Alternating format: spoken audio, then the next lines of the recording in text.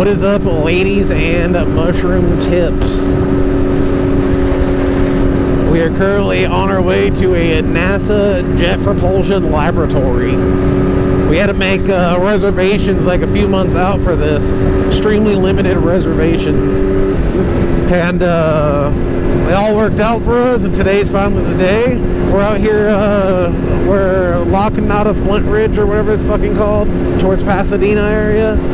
And we're heading there. I saw a few little pics and whatnot of the place before we went out, just to see what I'm getting my mush trip into. And it looks like they got a lot of cool, like, it's like tons of spaceship shit and like rover stuff, and I'm not sure if like that stuff's kind of like built here or engineered here, whatever the hell it may be, but we're gonna find out. And you guys know I'm taking y'all on the tour with me. I'm gonna be holding your hand, guiding you on the little space trip.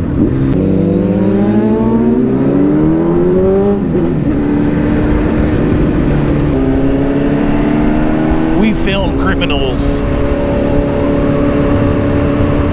Is this it? Look at that word. Haha mangana. Haha magna. Haha magna. Man, try to say that 10 times really fast.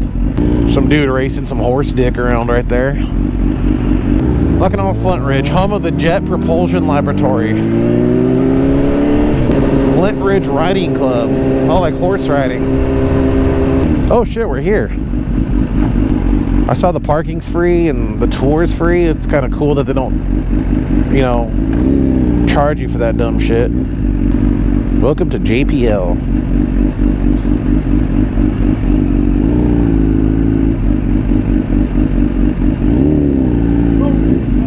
Huh? The tour. What time? 10. At 10? Yeah. You have your license on you. Yeah. Oh, that's what this is? Oh. Yeah, anybody that just passes by, they already showed us their... There's no employees that ride motorcycles? They do, but I know. Make a left right here. Okay. Make a left to the visitor parking lot. Cool. Walk across the way, visit reception building, blue building, stairs, and people grouping up. Thank you, thank you, thank you. Have a good one, man.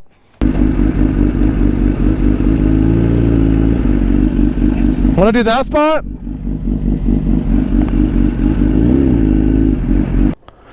Are those dudes like law enforcement or security? Probably both. It's NASA.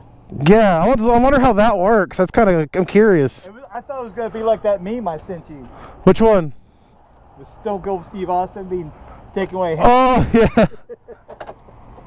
All right, we're here. Bring you guys inside. The birth of the universe, nearly 14 billion years ago, is still a mystery. But all of time since that moment is a story told in light. Come on, gather around these rovers here.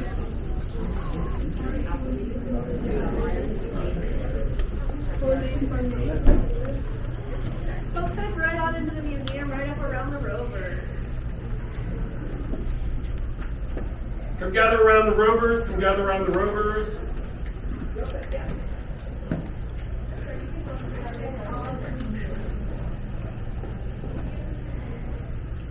Actual moon rock.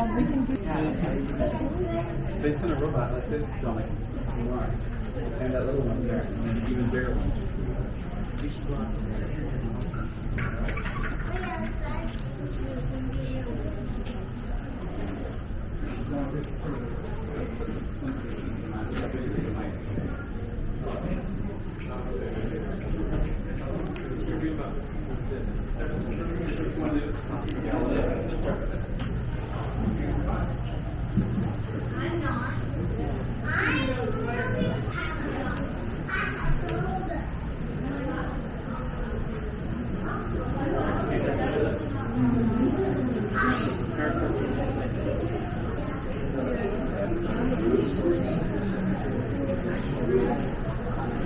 A tipped frigid world. Tipped. So, welcome to our Perseverance rover Is this the real Perseverance? Where is the real Perseverance? On Mars. You would be surprised how many people get that wrong this late in the tour. This is a model. It's empty inside, but it is the full-scale model, and it's the same body type as Curiosity. So in the movie, when they're all cheering because that sky crane technology worked so beautifully to land this is the SUV-sized object that they landed. It's pretty amazing. It weighs about 2,300 pounds. It is mostly aluminum, with some titanium and other stuff thrown in for good measure. And it is the first NASA mission whose primary purpose is to look for evidence of past life. What we like to say is Curiosity found the ingredients. So if you have chocolate chips and eggs and butter and sugar and vanilla and flour, do you have chocolate chip cookies? No, right? Not yet. Some process has to combine them to make the chocolate chip cookies. Curiosity found all the ingredients. Perseverance is looking for the evidence of the cookies. Don't quote me and say that the NASA guy said that Perseverance is looking for chocolate chips. Get fired. You get what I'm saying. It's also doing these amazing other experiments, such as it has an instrument called MOXIE, which has proven that we can extract breathable oxygen out of the carbon dioxide-rich atmosphere and store it on the rover. So any of my young people in the room who are the right age to be our first astronauts on Mars, I'm too old, and the people who drove you here are also too old. No offense, it's true. It's going to happen in the 2040s, 2050s. So it's young people right now are going to be the first person to walk on Mars. But a future mission with a lander could just land and start producing oxygen, waiting for future astronauts. It's pretty amazing. Man, it's hard to film in this place with everything. They said I can only do like 10-second clips, but I've been like sneaking my little mushroom tip Osmo. Some spaceflight operations facility. Head on in.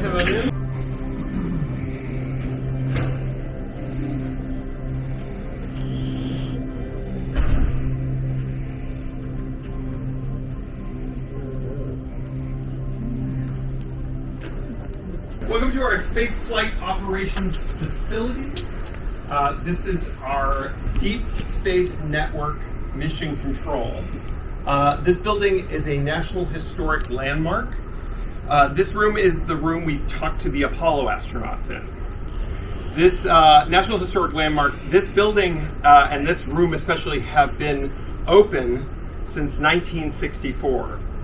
And by that I mean every minute of every day, there have been 5 people working in this room since 1964. Not the same 5 people. They get to go home and stuff, you understand. Yeah. It's pretty remarkable history. Deep Space Network. So we talked about Johnson Space Center, talks to humans in space. On that virtual tour, you can visit our Earth Science Center. And you can visit our Near Earth Mission Control. And that's where we talk to satellites like the orbiter SWOT, Surface, Water, and Ocean Topography, that one I pointed out. If you want to move to a closer seat, you're welcome to. But this is our Deep Space Network. So how does this work? Does anyone remember how fast radio signals travel? Anybody? 1 foot per nanosecond. Wow. I don't know if that's right or not, whoever said that. Say it's speed of light, 186,000 miles per second. All right, and so that's very fast. So if you, my friend, could run at the speed of light, congratulations, first of all, you can run 7.5 times around the equator in 1 second. Which is really fast, but everything we talk to in this room is so far away that there is always what we call a light time delay. So if you're talking to someone on the moon, that delay is about 3 seconds, which would be a doable conversation, but maybe a little frustrating, like oldie-timey, long-distance kind of frustrating, right? But let's talk about Mars. Does anyone in here play video games? Anyone heard of a video game? All right. So let's say you're playing Mario and Mario's on Mars. And you're in this room playing Mario, and you just want Mario, who is a character from a video game, by the way. You want Mario to jump. You hit A. The average light time to Mars, the average, with the orbital ballet that all of the planets are doing around the sun, the average light time one way to Mars is 12 and a half minutes at the speed of light. All right? So you hit A. Boop. I want Mario to jump. 12 and a half minutes later, Mario receives that signal. But you don't find out whether or not Mario jumped for another 12 and a half minutes, which is 25 minutes after you sent that signal. Does it sound like a fun video game to play? If it does, we have a really good job for you in this room. All right, very good.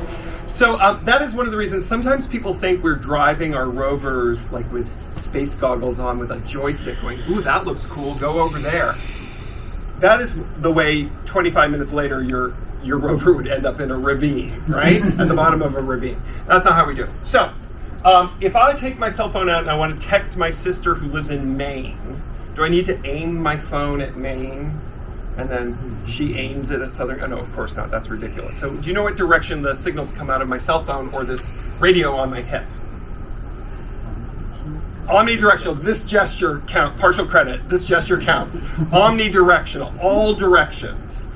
Sort of job titles on it. Mission Control Center. Talking to all the spacecrafts. Psyche launch, which is a mission going to a metal asteroid called Psyche. And it's launching in October, and it's the first time we've actually used that facility since we landed Perseverance. The Lucky Peanuts. What's the Lucky Peanuts? I'll tell you in the lobby. Okay. Enticing us to leave. The other peanuts on are our good. tail, so, but I will tell you about the slideshow. So about the Lucky Peanuts you just heard that guy talk about. So this was actually something cool. I didn't catch it on video because he abruptly explained it when we were outside walking in between exhibits. But in the early 1960s, there was this thing called a Ranger project. This was before we made our landing on the moon, and they just kind of wanted to show that we could land an object on the moon, built down here on Earth. And it was the Ranger spacecraft. Not 1, not 2, not 3, not 4, not 5, but 6 times it failed in a row. And the only thing that happened differently on the 7th Ranger spacecraft was some guy came in with peanuts, grubbing on them, passed them out to the rest of the crew. Ranger 7 was flawless. It literally went without a hitch. And ever since that day, there's been a tradition of peanuts with the spacecraft that they launch. It became its own tradition after that. And I always thought that was actually really cool after hearing that. And that's basically the basis of the Lucky Peanuts. This is cool. That's where they control all the spacecrafts and shit and talk to them.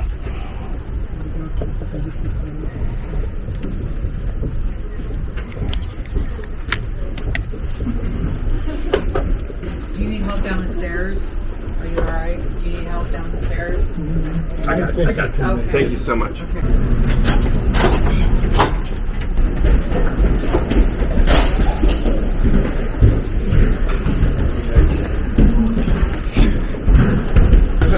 Spacecraft assembly viewing. Ooh.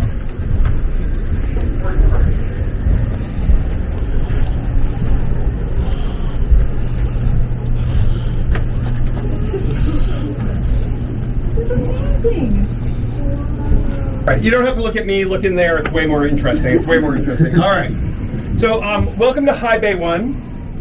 This is our Class 10,000 clean room. I'm going to talk about the room first, then I'll talk about that big, beautiful spacecraft on the right that you're seeing being built. So Class 10,000 clean room. This is what we have several clean rooms on lab, and this is our largest one. Class 10,000 means that in this room, if you can picture a cubic foot of air, in this room that air can get as pure as clean as, up to 10,000 particulates of dust and other stuff. Which may sound like a lot, but to put it in perspective, if say you go up to Big Bear and you go camping, You're breathing fresh mountain air, delicious mountain air. That can have up to 500,000 particulates per cubic foot of air. And here's the bad news, my Southern California friend. Downtown Los Angeles, on a hot week like last week, 2 to 3 million particulates per cubic foot of air. So this is really clean. It's a good place to work if you're like me and have allergies. All right. So let me ask some questions. Why do you think we want to build our spacecraft in what we call a clean room? So you don't get crud on them? Wait, I heard two different words. What was that one over here? So you don't get crud on them? You don't get crud on them. Yes, that's the scientific term for it. Crud. Absolutely. We're going to get back to yours. Absolutely. You better believe, if you've ever had a game controller or a keyboard that got dusty or dirty or junky, or you spilled soda on it and doesn't work as well, you better believe, welcome. Come right here, my friend. Welcome to High Bay 1. You better believe that we are not going to let that happen to our spacecraft. We want it to be working as perfectly, as pristinely as possible. Now let's talk to my friend over here who said contaminants. That's a big one. Remember I talked about planetary protection when we were talking about Cassini? We don't want to look for, we're looking for evidence of life elsewhere in the solar system. If we find it and then it turns out to be my eyelash, is that good science? That is bad science, right?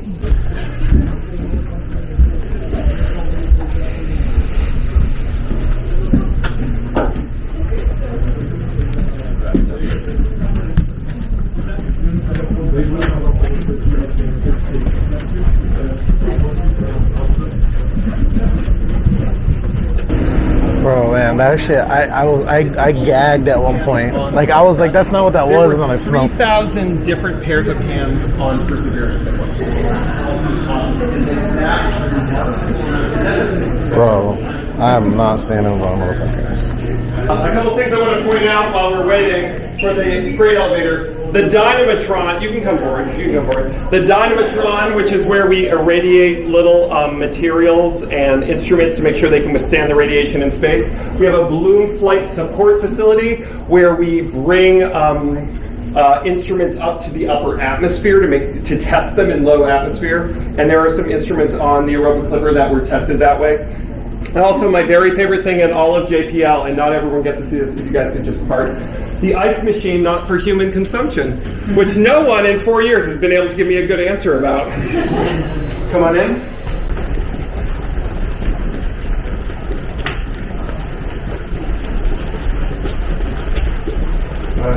Great if you were talking to me when you're excited.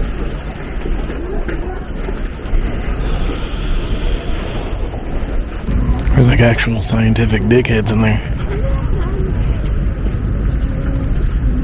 Alright, that was fun. I thought we'd see a few more things, but it was still fun nonetheless. And also, if you guys saw that big room where they're building that spacecraft, that's called an Europa Clipper. That's going to go to that moon around Jupiter, one of the most prevalent signs of life. It's all ice, and there's more ocean. There's no more ocean water on there than the Earth itself. And I got to scan my thing, put my name, and they're going to put up to like millions of names on there, and the shit's going to have Baker Xteric on it. It's going to be fucking cool. And I just realized we're 1.5 miles from Pizza Venice, and with that being said, I'm literally about to go there. Pizza Venice has like some of the best pizza I've like ever had. Bro, I don't know if you guys heard it because I had to be quiet. That's why you didn't hear me really talk through that whole thing, because we're always so close together. That old dude that ate shit on the stairs, I just so happened to have been standing like inches from his asshole, and and I shit you not, at that spot where we were looking at where they're building the Europa Clipper, he was literally right next to me, farted for like 10 seconds straight, and I physically gagged. And I like that dude. He's a definition of old dude that just doesn't give a fuck anymore, dude. That was disgusting. Like I would at least have the common decency not to fucking like shit in somebody else's face. And we're in that trapped hallway, fucking shoulder to shoulder, bro. That was fucked up, man. But shit, this place is a little cooler than I thought. Literally every single spacecraft that like is robotic, like all the rovers, Voyagers, all that shit was built and engineered here. That's actually really fucking cool. So it's like a full-blown, real, actual laboratory, like space laboratory. And that mission control center that you guys saw, where we were kind of like above them looking to, excuse me. That was that's literally talking to all the fucking spacecraft out in space, which is absolutely dope. So like for the rover, for example, it takes 12 and a half minutes to get there, and then 12. Look how big that place is. That's all of it right there. All those bunches of building, that's literally it. So it takes 12 and a half minutes to send the signal to Mars, 12 and a half to get it back. So essentially, 25 minutes to at least contact something over there, which is kind of cool. Voyager's been out there like 42 years and still out there, and they said that spacecraft will probably literally outlive the Earth itself. Cool little fact. Really cool if you're a space dickhead. I saw one of the dudes in our group with like straight up bloodshot eyes. You could tell homeboy just got straight up fucking broiled before coming here. That'd probably be awesome, I ain't gonna lie. Shit, I should have brought a bowl. Fucking smoke it in the parking lot and went, And it's just, I find it ironic that we're at a propulsion laboratory and this dude literally propulsion's asshole right at me, dude. I still can't believe he did that. And he didn't hide it. He didn't try to make it sound quiet. It literally fucking smoke viper was behind me, and we both looked at each other like, is this actually happening? Like, that dude dropped enough ass to send his fucking self to Mars, man. I think it's kind of cool though that my name's gonna be on the Europa Clipper. That's gonna be the most advanced spaceship we've had, with the most like advanced bullshit on the spacecraft that's ever been made.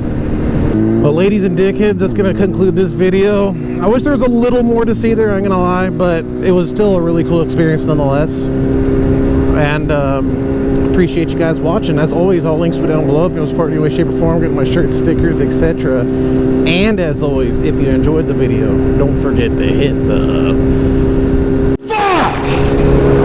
out of that like button, and you guys have yourselves a real good day. I'll see you guys later.